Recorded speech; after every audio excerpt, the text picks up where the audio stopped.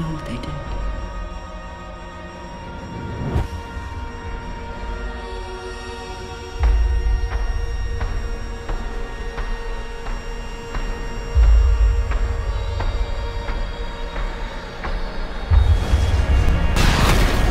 Threat down in Fox Squadron. Threat down.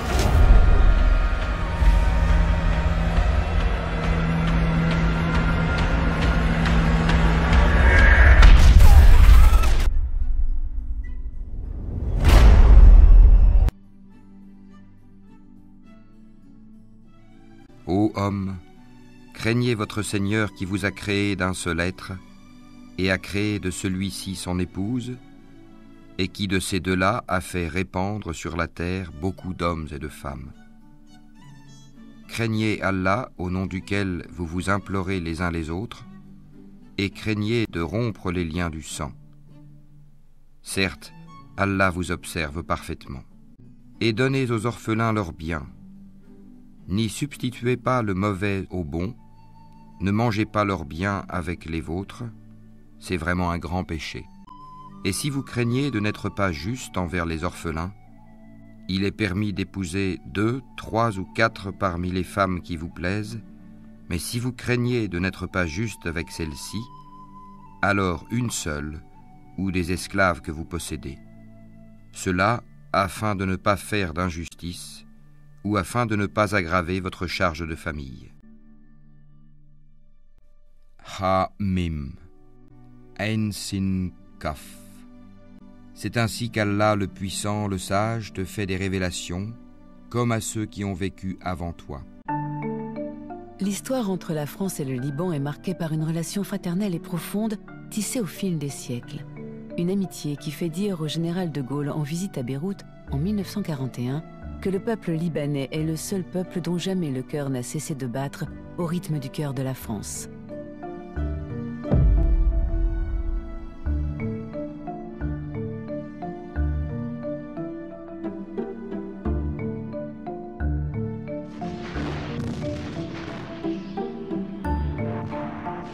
Dans les années 70, le pays du Cèdre sombre dans une crise politique majeure qui dégénère en guerre civile. Parmi ses soutiens, le Liban sait pouvoir compter sur la France, qui va jouer un rôle de premier plan pour endiguer les violences communautaires.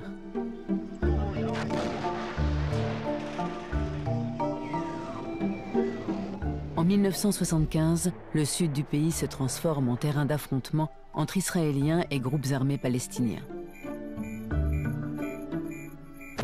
Ces violences entraînent une réaction de la communauté internationale.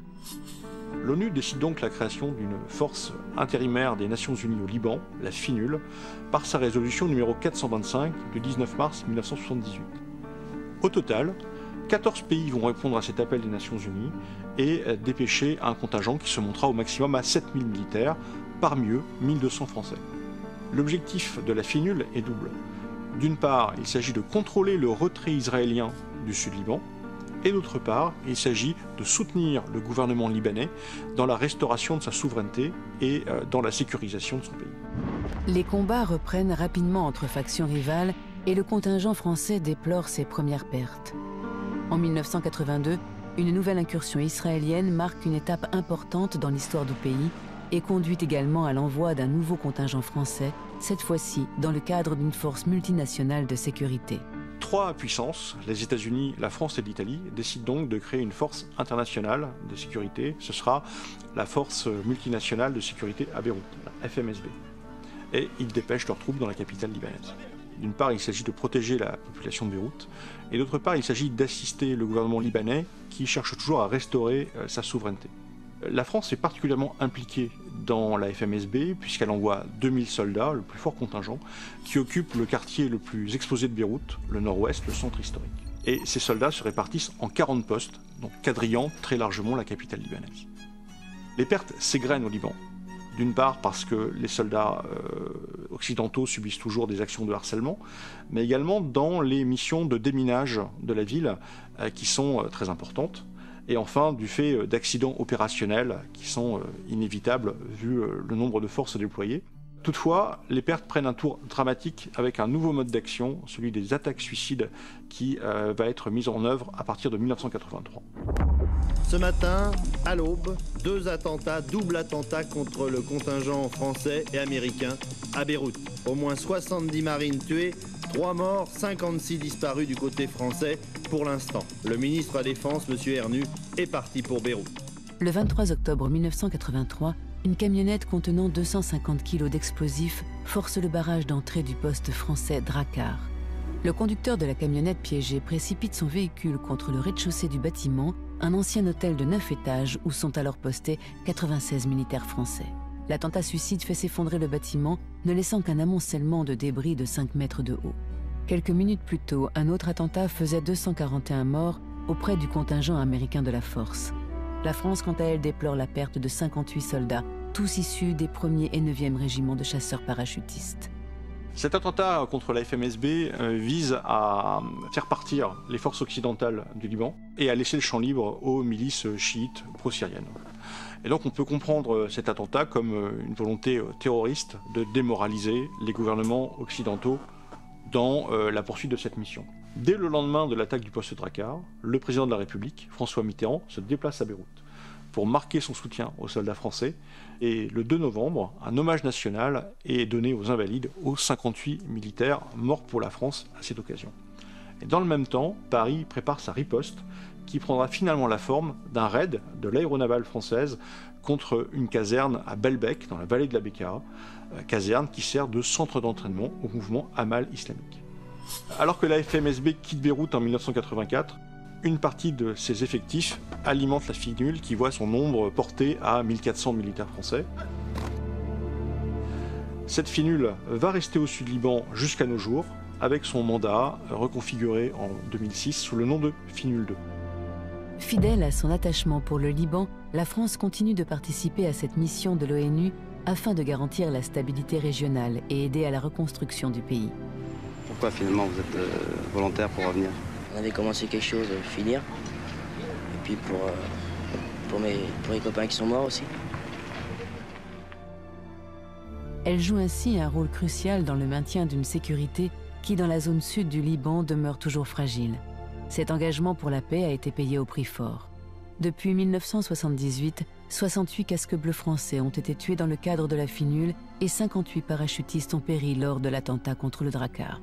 Aujourd'hui, chaque soldat déployé au Liban porte avec lui la mémoire de ses anciens tombés dans l'accomplissement de leur mission, celle de contribuer à la sécurité d'un pays ami et de protéger sa population.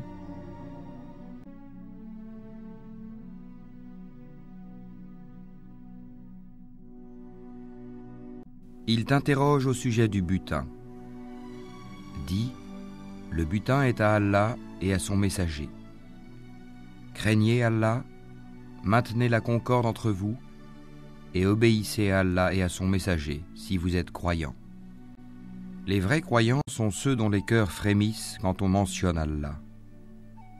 Et quand ces versets leur sont récités, cela fait augmenter leur foi et ils placent leur confiance en leur Seigneur. Ceux qui accomplissent la salat et qui dépensent dans le sentier d'Allah de ce que nous leur avons attribué. Au nom d'Allah, le tout miséricordieux, le très miséricordieux, quand le soleil sera obscurci, que les étoiles seront ternies, et les montagnes mises en marche, et les chamelles à terme négligées, et les bêtes farouches rassemblées, et les mers allumées, et les âmes accouplées, et qu'on demandera à la fillette enterrée vivante pour quel péché elle a été tuée, et quand les feuilles seront déployées, et le ciel écorché, et la fournaise attisée, et le paradis rapproché, chaque âme saura ce qu'elle a présenté. Non, je jure par les planètes qui gravitent, qui courent et disparaissent, par la nuit quand elle survient, et par l'aube quand elle exhale son souffle. Ceci, le Coran, est la parole d'un noble messager, doué d'une grande force et ayant un rang élevé auprès du maître du trône. Obéis, là-haut et digne de confiance. Votre compagnon, Mohammed, n'est nullement fou. Il l'a effectivement vu, Gabriel, au clair horizon, et il ne garde pas avarement pour lui-même ce qui lui a été révélé. Et ceci, le Coran, n'est point la parole d'un diable banni. Où allez-vous donc? ceci n'est qu'un rappel pour l'univers, pour celui d'entre vous qui veut suivre le chemin droit. Mais vous ne pouvez vouloir que si Allah veut, lui, le Seigneur de l'univers. Après avoir entendu les mensonges proférés à l'encontre de mon pays par nombre d'intervenants, ici même, j'ai décidé de venir après tout pour remettre les choses à leur place.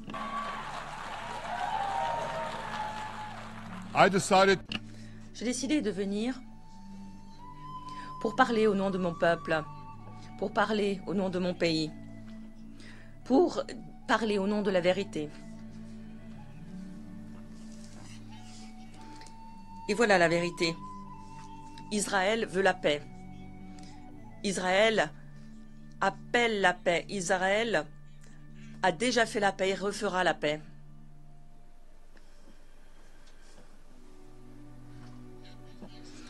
Et pourtant, nous sommes confrontés à des ennemis sauvages qui ne souhaitent que nous détruire. Nous devons nous défendre contre ces assassins sauvages. Nos ennemis cherchent non seulement à nous détruire, mais aussi à détruire notre civilisation commune, à nous renvoyer à l'âge sombre de la tyrannie, de la terreur. Lorsque j'ai pris la parole ici même l'année dernière, j'avais dit que nous étions confrontés au sempiternel choix, comme Moïse avec Israël il y a des milliers d'années. Alors que nous allions pénétrer la terre promise, Moïse nous a dit que nos actes détermineront ce que nous laisserons aux générations futures, une bénédiction ou une tragédie. Aujourd'hui, nous sommes confrontés à ce choix, une réconciliation historique entre Juifs et Arabes ou le sort que nous réserve l'Iran. Après cette allocution, cette bénédiction dont j'avais parlé a pris tout son sens. Accord de normalisation entre l'Arabie Saoudite et Israël, qui semblait plus proche que jamais. Mais ensuite est advenu le 7 octobre. Des milliers de terroristes soutenus par le Hamas sont entrés en Israël sur des pick-up, sur des motos. Ils ont commis des atrocités inimaginables, assassinant sauvagement 1200 personnes, violant, mutilant des femmes, coupant la tête à des hommes, brûlant des bébés en vie, des familles, des enfants, des grands-parents, des familles tout entières. Dans des scènes dignes de l'Holocauste nazi, le Hamas a enlevé 251 personnes de dizaines de pays différents, les entraînant dans des tunnels à Gaza. 154 de ces otages sont rentrés, dont 117 en vie. Je tiens à vous assurer d'une chose. Nous ne baisserons pas les bras tant que les autres otages ne seront pas rentrés. Certains des membres de leur famille sont parmi nous aujourd'hui. Je leur demanderai de se lever. Dis à ceux qui ne croient pas, vous serez vaincus bientôt et vous serez rassemblés vers l'enfer. Et quel mauvais endroit pour se reposer. Il y eut déjà pour vous un signe dans ces deux troupes qui s'affrontèrent. L'une combattait dans le sentier d'Allah, et l'autre était mécréante. Ces derniers voyaient, les croyants, de leurs propres yeux, 2 fois plus nombreux qu'eux-mêmes. Or, Allah secourt qui il veut de son aide. Voilà bien là un exemple pour les doués de clairvoyance. On a enjolivé aux gens l'amour des choses qu'ils désirent. Femmes, enfants, trésors thésaurisés d'or et d'argent, chevaux marqués, bétail et champs. Tout cela est l'objet de jouissance pour la vie présente, alors que c'est près d'Allah qu'il y a bon retour.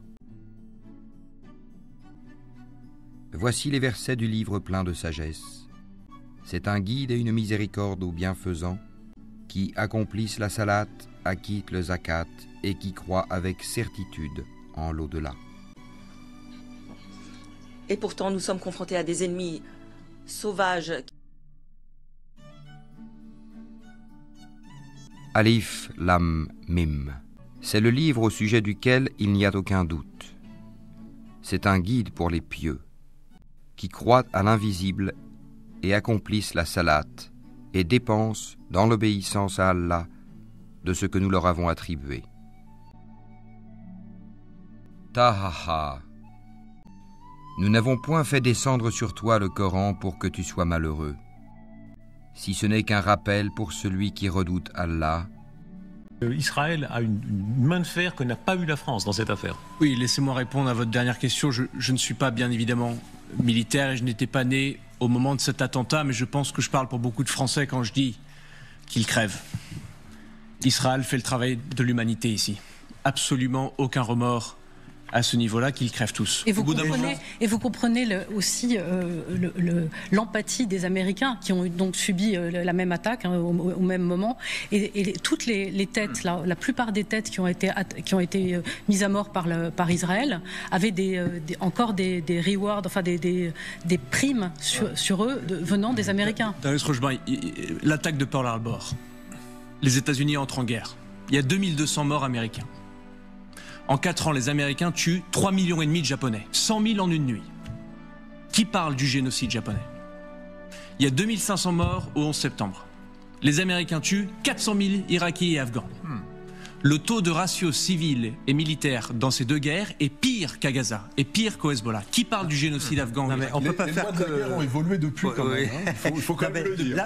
Après la guerre, justement, ont été mis des instruments juridiques pour éviter ce genre de choses. Voilà. Et on quand a la survie d'une nation est en jeu. Un certain nombre de pratiques qui étaient freestyle avant. Voilà. Et ça, je pense que Patrick peut en parler. Oui, bien sûr.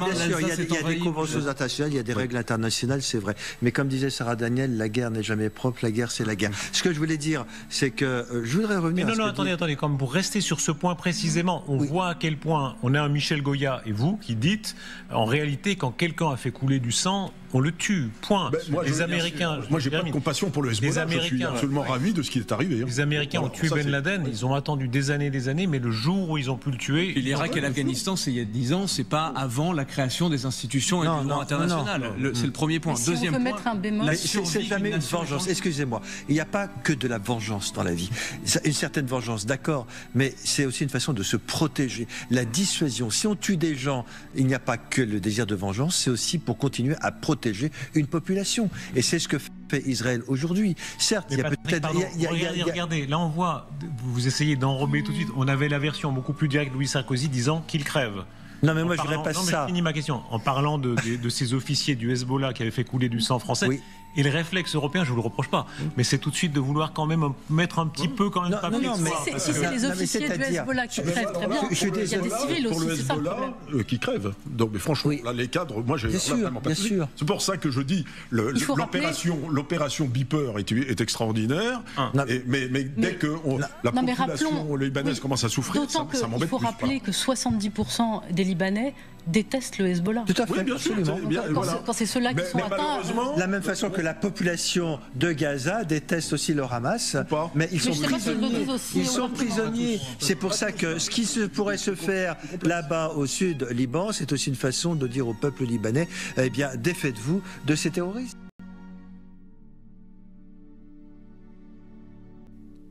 Alif, Lam, Ra. C'est un livre dont les versets sont parfaits en style et en sens, émanant d'un sage, parfaitement connaisseur. N'adorez qu'Allah. Moi je suis pour vous, de sa part, un avertisseur et un annonciateur. Demandez pardon à votre Seigneur, ensuite revenez à lui. Il vous accordera une belle jouissance jusqu'à un terme fixé, et il accordera à chaque méritant l'honneur qu'il mérite. Mais si vous tournez le dos, je crains alors pour vous le châtiment d'un grand jour. Au nom d'Allah, le tout miséricordieux, le très miséricordieux. Lorsque vient le secours d'Allah ainsi que la victoire, et que tu vois les gens entrer en foule dans la religion d'Allah, alors par la louange, célèbre la gloire de ton Seigneur et implore son pardon, car c'est lui le grand accueillant au repentir. Mort d'Hassan Nasrallah est un choc, on le disait un petit peu plus tôt, pour le Liban, tant il était le personnage le plus puissant du pays. Oui, en effet, mais je voudrais quand même apporter une petite, disons, correction à ce qui a pu être dit dans les différentes interventions. C'est que Hassan Nasrallah n'était pas à la tête du Hezbollah en 1983. Hein, il n'est devenu, enfin, il n'est arrivé au poste où il est qu'en 1992. Et en 83, il était loin d'être impliqué dans les attentats contre les Dracars et contre les troupes américaines. Et j'ajouterais peut-être à contre-courant de tout ce qui est en train d'être dit en ce moment, depuis qu'il a été assassiné, eh bien, c'est que c'est une figure relativement modérée. Hein, c'est Hassan Nasrallah, bon, depuis 2006, hein, depuis la guerre de 2006, après laquelle il avait exprimé publiquement une autocritique sur le fait d'avoir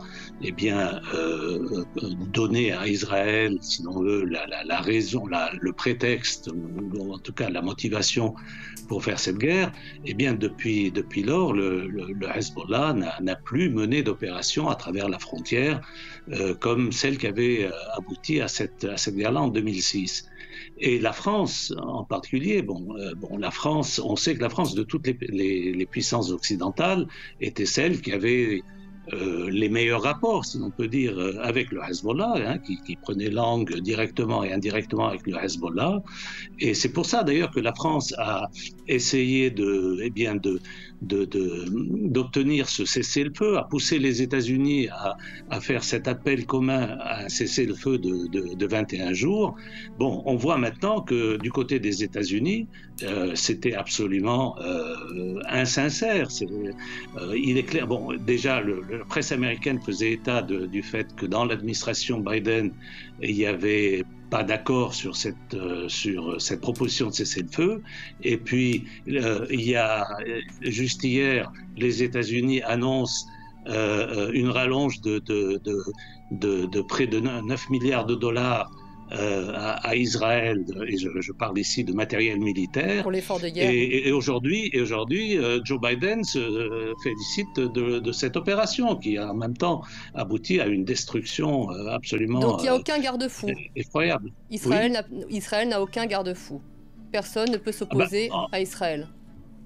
Enfin, bien sûr que les États-Unis peuvent arrêter Israël. Et Israël ne pourrait faire... Vous savez, le type de bombe qui vient d'être larguée sur la banlieue sud de Beyrouth, ce ne sont pas des bombes de fabrication israélienne. Ce sont des bombes fournies à Israël par les États-Unis. Ils ont utilisé des bombes d'une tonne, qui sont des bombes qui sont normalement destinées à être utilisées en terrain non bâti.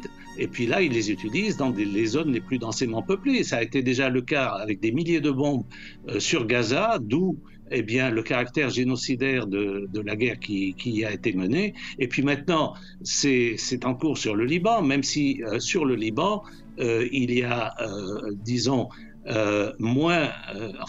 il y a du côté israélien un certain effort pour limiter les pertes civiles, en sachant que des pertes civiles de même ampleur qu'à Gaza au Liban, susciterait une réprobation beaucoup plus forte. Hein. C'est ainsi, vu les connexions internationales du Liban.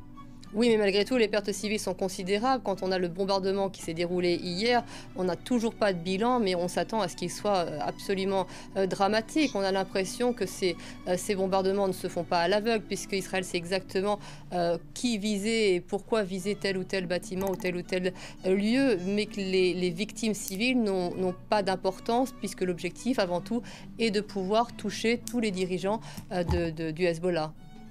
Oui, vous avez raison, mais je dirais que ce type eh bien de violence indiscriminée à l'aveuglette, c'est plus sur Gaza qu'on l'a vu pratiquer. Dans le cas du Liban, il y a eu tous ces messages de la part d'Israël exhortant les civils à quitter les lieux. Effectivement, la majorité de la population de la banlieue sud a quitté les lieux, et il y a certainement un nombre considérable de victimes civiles. Mais disons que à cause du statut du Liban, eh bien, Israël, prend plus de précautions en ce qui concerne les victimes civiles. Bon, mais c'est juste un calcul politique, ça n'a rien à voir avec une quelconque considération humanitaire. Ça, c'est très loin du gouvernement israélien. Je vous remercie beaucoup, Gilbert Achcar, de nous avoir apporté ces précisions et puis cette rectification. Effectivement, Hassan Nasrallah était à la tête du Hezbollah depuis 1992.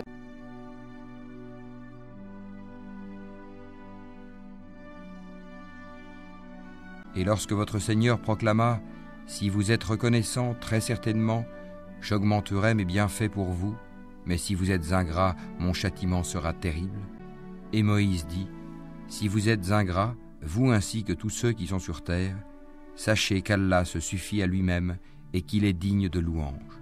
Ne vous est-il pas parvenu le récit de ceux d'avant vous, du peuple de Noé, des Had, des Tamoud et de ceux qui vécurent après eux, et que seul Allah connaît?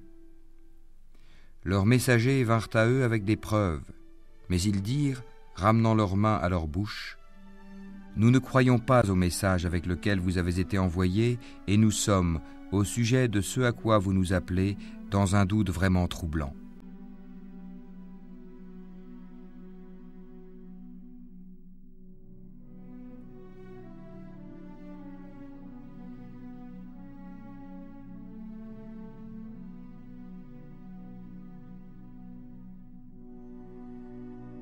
Et rappelez-vous, lorsque nous avons pris l'engagement de vous et brandi sur vous, At-Tur, le mont Sinaï, en vous disant « Tenez ferme à ce que nous vous avons donné et écoutez », ils dirent « Nous avons écouté et désobéi. » Dans leur impiété, leur cœur était passionnément épris du veau, objet de leur culte.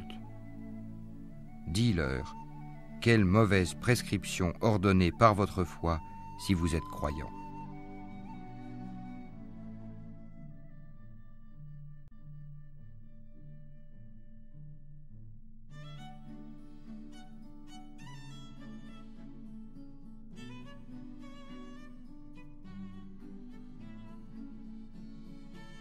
Eh bien, espérez-vous, musulmans, que des pareils gens, les Juifs, vous partageront la foi, alors qu'un groupe d'entre eux, après avoir entendu et compris la parole d'Allah, la falsifièrent sciemment. Laisse-les manger, jouir un temps, et être distraits par l'espoir, car bientôt ils sauront. C'est pourquoi nous avons prescrit pour les enfants d'Israël que quiconque tuerait une personne non coupable d'un meurtre ou d'une corruption sur la terre, c'est comme s'il avait tué tous les hommes. Et quiconque lui fait don de la vie, c'est comme s'il faisait don de la vie à tous les hommes. En effet, nos messagers sont venus à eux avec les preuves, et puis voilà qu'en dépit de cela, beaucoup d'entre eux se mettent à commettre des excès sur la terre. Allah atteste, et aussi les anges et les doués de science, qu'il n'y a point de divinité à part lui, le mainteneur de la justice. Point de divinité à part lui, le puissant, le sage. Nasrallah est mort. Et alors? La vie est une épreuve dont nul ne sort vivant, nous allons tous mourir. Oui, mais il est mort avant l'heure. C'était peut-être son heure de mourir avant l'heure. Oui, mais il n'est pas mort de mort naturelle. Quoi de plus naturel que de voir un petit criminel abattu par un grand criminel? Tu veux dire que le ciel n'y est pour rien? Les deux frères ennemis ont depuis fort longtemps tourné le dos à l'essentiel. Pour faire de leur conflit un conflit existentiel avec un je ne sais quoi de darwinien. Pour que l'un vive, il faut que l'autre meure. C'est ce qui nous a valu une double horreur. Moi, j'ai l'intime conviction qu'aucun des deux n'a peur de Dieu. Et tu veux que je te dise le pire? Aucun des deux ne réussira jamais à remettre les pendules à l'heure. Qu'est-ce que t'en sais? Mais parce que je n'ai jamais rien vu d'autre sur Terre que des tentatives désespérées pour transformer le paradis en enfer. Tout homme appelle bien le mal qu'il fait. À quelle tentative fais-tu allusion? Mais toutes les tentatives totalitaires ont précipité la mort sur Terre, toujours au nom d'une fausse bonne cause. Vas-y, cite quelques exemples. Quelques exemples? Eh bien, le stalinisme qui voulait exterminer la mauvaise classe, le nazisme qui voulait exterminer la mauvaise race, et aujourd'hui, le sionisme qui voudrait bien exterminer la mauvaise trace. Mais quelle trace? La trace de Dieu? Et nul ne peut effacer la trace de Dieu. Mais celui qui détient le veau d'or croit qu'il le peut. Mais ce que tu dis du sionisme, tu peux aussi bien le dire de l'islamisme, si j'ai bien tout compris. T'as pas bien tout compris. Qui veut faire l'ange fait la bête, et inversement. Alors je vais te dire la différence. Le sionisme, c'est la mort de Dieu. L'islamisme, c'est la mort de l'homme. C'est-à-dire? Eh bien, c'est pas Nasrallah que les sionistes ont voulu assassiner, mais Allah. Ce qui fait que tout l'Occident leur a emboîté le pas.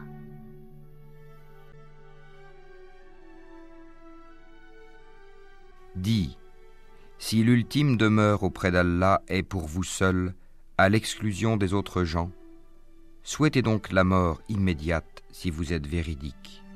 Et certes tu les trouveras les plus attachés à la vie d'ici-bas, pire en cela que les associateurs. Tels d'entre eux aimeraient vivre 1000 ans, mais une pareille longévité ne le sauvera pas du châtiment, et Allah voit bien leurs actions. Et certes tu les trouveras les plus attachés à la vie d'ici-bas, pire en cela que les associateurs. Tels d'entre eux aimeraient vivre 1000 ans, mais une pareille longévité ne le sauvera pas du châtiment, et Allah voit bien leurs actions. Ou bien ceux qui commettent des méfaits comptent-ils pouvoir nous échapper? Comme leur jugement est mauvais. Celui qui espère rencontrer Allah, le terme fixé par Allah va certainement venir. Et c'est lui, l'audient, l'omniscient.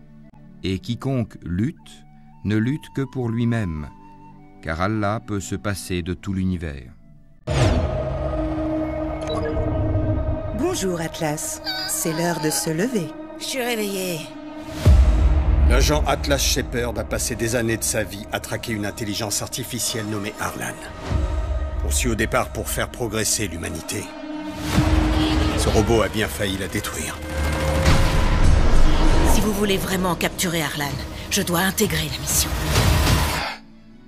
Mayday, on nous attaque!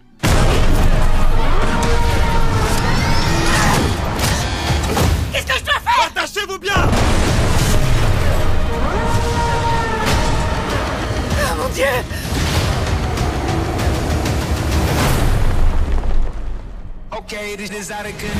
Cette planète est instable et inhabitable. Atlas, mon nom est Smith. C'est obligé les présentations. Tu n'es qu'un programme informatique. Non, vous avez tort. Non? Alors qu'est-ce que t'es? Je suis un programme informatique appelé Smith. Ne joue pas au plus malin, Smith. On n'a plus beaucoup de temps. Arlan menace de passer à l'attaque. Atlas, ma mission principale était de vous garder en vie. Pareil pour moi. J'ai pas besoin de ton aide. Je fais pas confiance aux IA. Smith!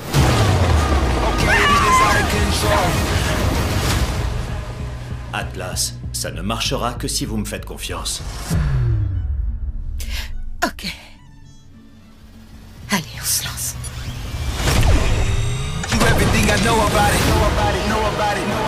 Alors c'est ce que ça fait d'être toi?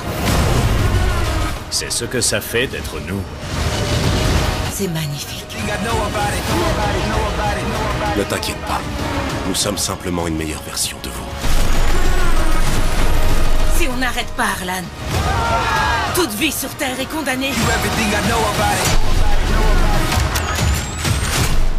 Merde. Dire des gros mots, c'est tout ce que t'as appris en entrant dans ma tête. L'apprentissage adaptatif. Ok, je t'attends, enfoiré.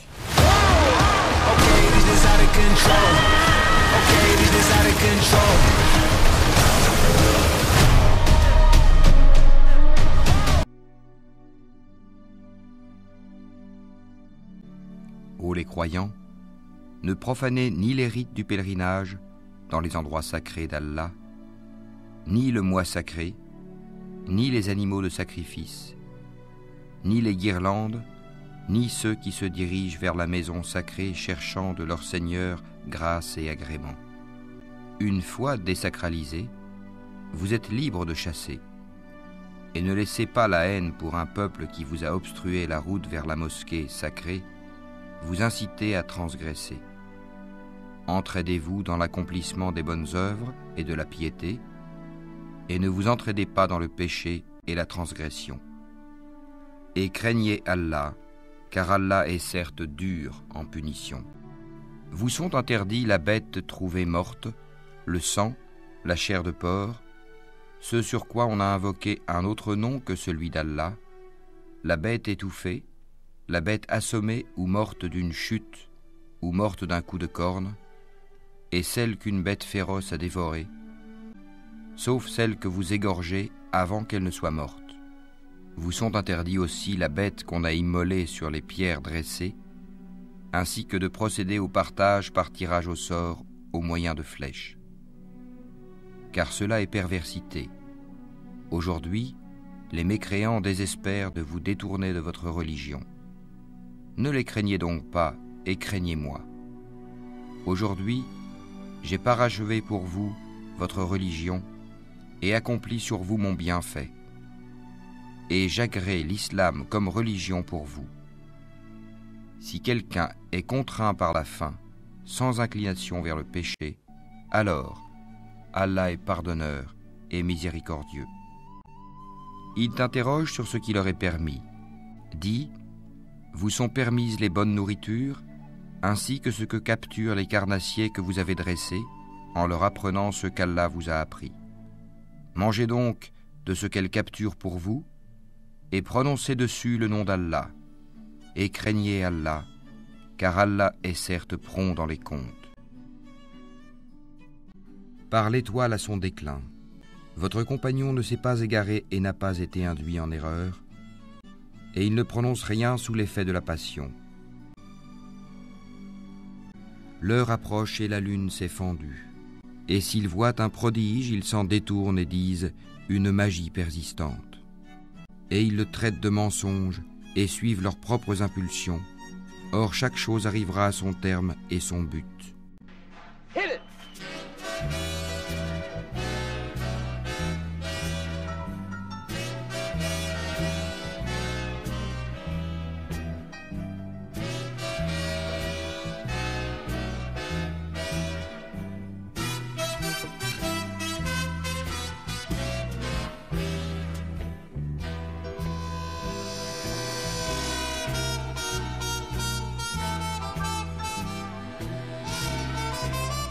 Hey folks, here's a story about Minnie the Moocher.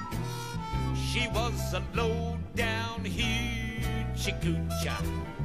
She was the roughest, toughest frail, but Minnie had a heart as big as a whale. Hidey, hidey, hidey, hide. Hidey, hidey, hidey, hide. Hody, hody, hody, ho. Hody, hody, hody, ho. Heedy, heedy, heedy, hee. Hidey, hidey, hidey, ho. Hidey, hidey, hidey, ho. She messed around with a bloke named Smokey. She loved him though he was cokey. He took her down to Chinatown and he showed her how to kick the gong around. Hidey, hidey, hidey, hidey. Hidey, hidey, hidey. Whoop. Whoop. Heedy, heedy, heedy, hee. Hidey, hidey, hidey, ho. Hidey, hidey, hidey, ho.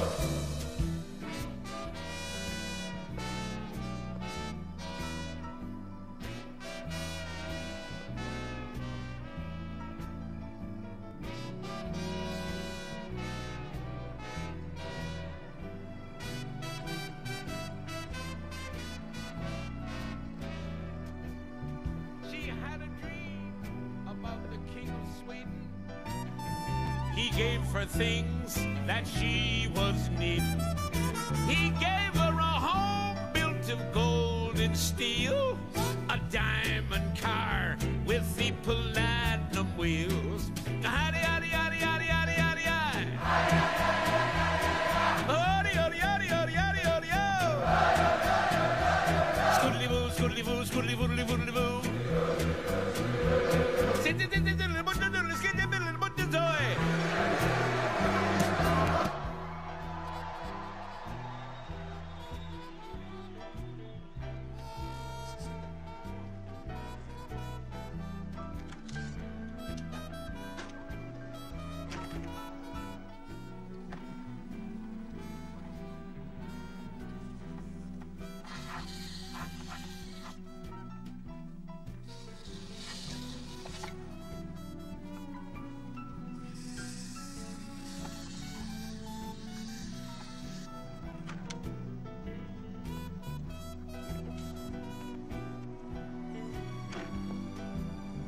This is glue.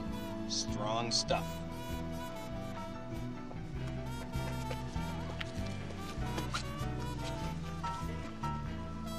What the hell are you doing? Oh, this can is from a surplus disposal run. 15 overcharged ounces of pure uncompounded isopropanol butane monosulfate. When combined with oxygen and a little heat, will cause a rapid expansion.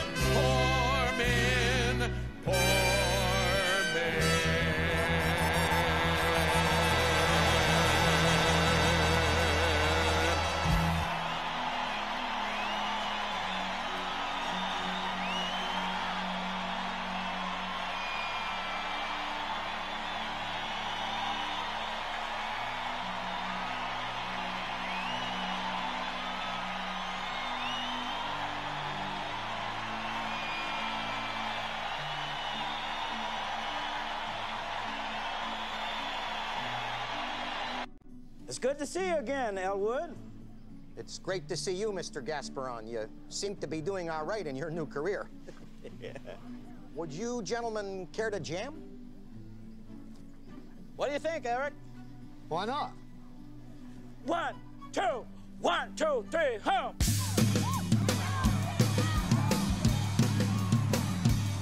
I said, hey, hey, hey, hey, yeah. I said, hey, hey, hey, hey, yeah. I said, hey, hey, hey, yeah. I said, hey, hey, yeah. Oh, come on, everybody, take a trip with me. Well, down the Mississippi, down in New Orleans. They got a honeysuckle blooming on a honeysuckle vine.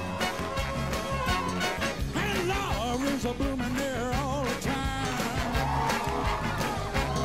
Well, every Southern belle is a Mississippi queen. Down in Mississippi, down in New Orleans. I said, hey, yeah. I said, hey, hey, hey, yeah. Come on, take a stroll down the Basin Street. Listen to the music with the Dixieland beat. Well, the magnolia blossoms fill the air. Well, you ain't been to heaven till you've been down there. They got flint spots hanging, a big oak tree. Get out of here, Jimmy Bond, take it. Hey, hey, hey, yeah. Hey, hey, hey, yeah. I said, hey, hey, hey, yeah. I said, hey, hey, hey, yeah. Come on, everybody, take a trip with me. Woo. Down the Mississippi, down to New Orleans, yeah, yeah. Where the honeysuckle hanging on a honeysuckle vine. Where love is blooming there all the time.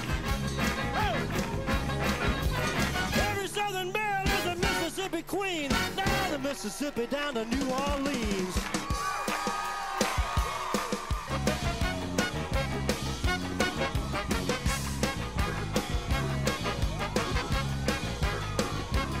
They got red bombs hanging from a big oak tree. Down the Mississippi, down to New Orleans. I said, hey, yeah, yeah, yeah, yeah.